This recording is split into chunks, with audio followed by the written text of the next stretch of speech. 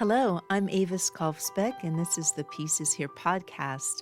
Welcome to Peacewarts, School of Peacecraft and Inquiry, where we practice the skills of peace through short daily classes. We take the peace work seriously, but not ourselves. If you're joining us mid-school year, you're not late.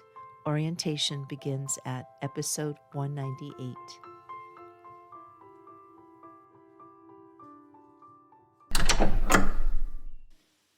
Welcome back, Peace Scholars. This is Universal Understars 101 in the Tower. Today we study a document that is often called the greatest peace speech in history, John F. Kennedy's 1963 address at American University. In this department, we view it as a masterclass in the high view, but today we're going to look at where the high view hit a glass ceiling. John F. Kennedy said, "World peace, like community peace, does not require that each man love his neighbor. It requires only that they live together in mutual tolerance." The concept, the strategy of practicality. Kennedy was speaking to a world that was terrified. He introduced a strategy of peace, an argument that we don't need to be perfect to stop killing each other. We just need to be rational. He famously dismantled the idea that war is inevitable, stating clearly that because our problems are man-made, they can be solved by man.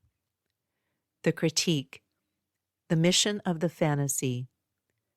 But here is where we must be blunt. In his attempt to be practical, Kennedy may have missed the ultimate mark. In the speech, he said, "I am not referring to the absolute infinite concept of universal peace and goodwill of which some fantasies and fanatics dream. I do not deny the value of hopes and dreams, but we merely invite discouragement and incredulity by making that our only and immediate goal." It is now over 60 years later. We have spent those decades following his practical path, managing conflicts instead of ending them. As a Peacewarts professor and scholar of peace, I suggest that we are here to stand for exactly what Kennedy was afraid to stand for. What might have changed if he had looked into that microphone and said, "Are we talking about universal peace when we cannot even fathom it?" Yes, we are. By labeling the dream of universal peace as a fantasy, he accidentally gave us permission to keep our violence manageable rather than making it obsolete.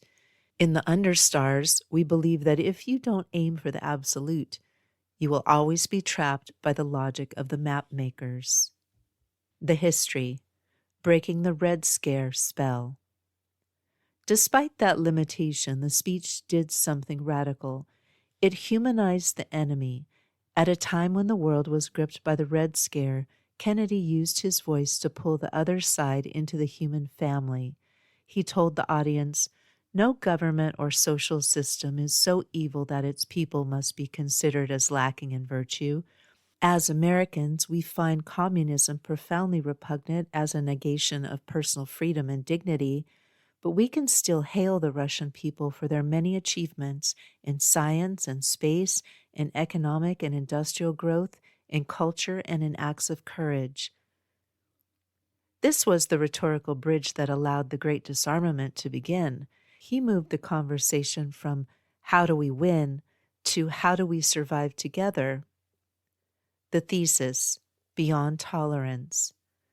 The lesson for today is that practicality is a start, but it is not a destination.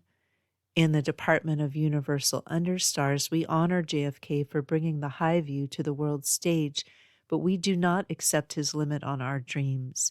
We are precisely the fantasy he was afraid of, because we believe that universal peace is the only practical solution left. Your homework. 1. Interrupt your routine to read the full text of the American University speech.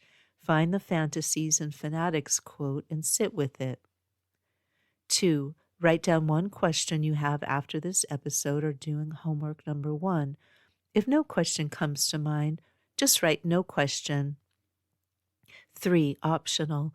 Journal about a fantasy you have for the world that others might call unrealistic. Why is that dream actually the most logical thing to want? Until our next lesson, keep your eyes on the Understars. Class dismissed. Thank you for listening. If you'd like to support the Pieces Here podcast, the most helpful way is to follow it wherever you're listening. It helps share the message with others. You can also support this piecework at my Patreon for $4 a month, about what a used paperback goes for these days. Just go to Patreon at patreon.com/Avis Kalfsbeck. That's AVISKALFSBEEK. My most recent book is Mana Mutante, a best friend eco-fiction novella about food systems, featuring Tilly, Camas, Pedro, and the rest of the gang. It's book 6 in the Pedro the Water Dog Saves the Planet series and is available wherever you buy books. You can find all of my peace projects and stay in touch at aviskalfsbeck.com. Music is by Javier Peque Rodriguez. Sound effects are from Pixabay. Regarding peace, we need not delay or despair. We are not late. We are right on time to love. We are all scholars of peace. Listen for the peace.